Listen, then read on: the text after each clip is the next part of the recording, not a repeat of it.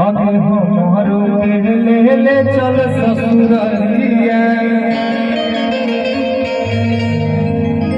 अपन कर के गोदरे